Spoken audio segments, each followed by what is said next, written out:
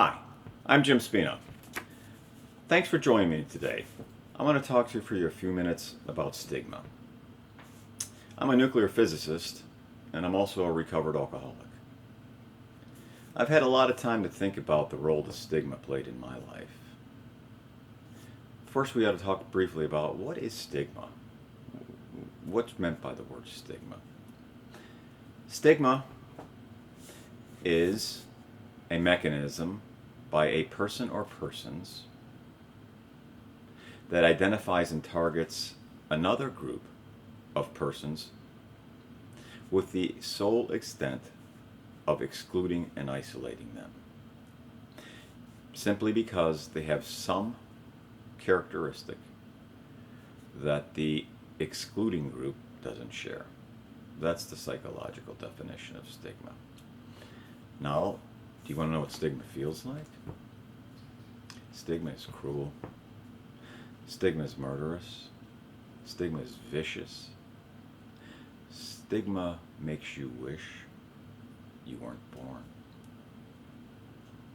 Because I believe firmly that each of us, all of humanity, is born into the world with a fundamental need for relationship. What's our first bond? With our mother. We developed that bond before we were born. Our mother's feeding us, taking care of us, protecting us, keeping us warm. Everything essential to survival is being provided by our mother. And shortly after birth, usually, it still is. This fundamental need for relationship is inherent. It's the fabric of humanity, relationship. Stigma tries to shun people, isolate them, exclude them from relationship. Let me relate this a little bit. Alcoholics suffer from a terrible curse. I've never met a single alcoholic at any significant stage in their alcoholism that says, "Damn, I'm glad I was born an alcoholic. Oh my gosh, I always wanted to go to AA meetings. It's my dream place." Of course not. They suffer a terrible affliction. Alcoholism will murder the alcoholic. It's excruciatingly effective at it. And it will usually get them alone first. And that's where stigma is its greatest accomplice. Alcoholics have to keep a secret. It's vital. It's vital that they keep their alcoholism a secret. Mark Twain said, in order for a man to keep a secret, he must keep it from himself first.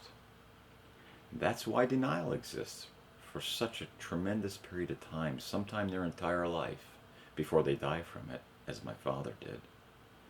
Alcoholics remain in denial because they will not disclose this horrible secret. Now, what is it you suppose that compels them to keep this secret? Stigma. It's the only reason.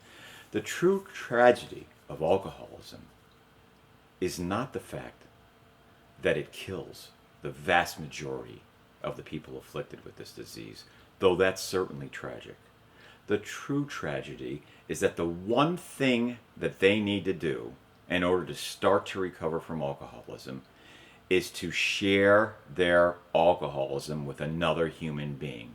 And they can't. That's the real tragedy. That's the real tragedy of alcoholism. All caused by well-meaning people who don't suffer from this horrible affliction. Well, what are these alcoholics doing in our community? Everybody knows they're not reliable. They're not trustworthy. They're compulsive liars. They're thieves. They don't know how to work hard.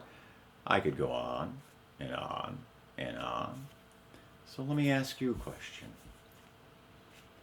I know right now that 10% of the folks I'm talking to are alcoholic.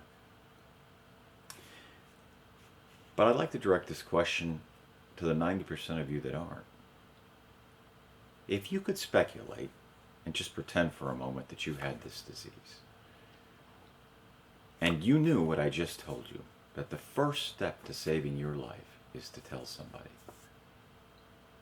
But you also knew that you would more than likely lose your job, lose your friends, lose your credibility, lose your reputation, lose your ability to be hired again, lose your ability to react, interface, establish relationships with the majority of people on earth, 90% of them, as soon as you label yourself an alcoholic. Would you? What's worse? Dying like that? Or dying from alcoholism? Social stigma manifests itself in 100 different ugly, horrible forms. Racism is a form of stigma. It wants to exclude people of a certain ethnicity from people of a different ethnicity. You know, here's something really interesting. The latest observations and actually clinical studies by some very brilliant people have concluded that if an individual is pressured underneath social stigma and suffers underneath it for a long enough period of time, it will actually change their DNA, harm their DNA. A study was done on African Americans that showed that over generations, the tremendous weight of the crippling stigma of racism has started to degenerate aspects of their DNA. There. Stigma appears on the outside, but it gets on the inside of you. Kills you from the inside out. And that's the intent, isn't it? Isn't that the intent of stigma? If you really want to isolate yourself, you exterminate people. You shun them. You excommunicate them. They can no longer be normal. They must be other. Thanks for sharing that thought with me.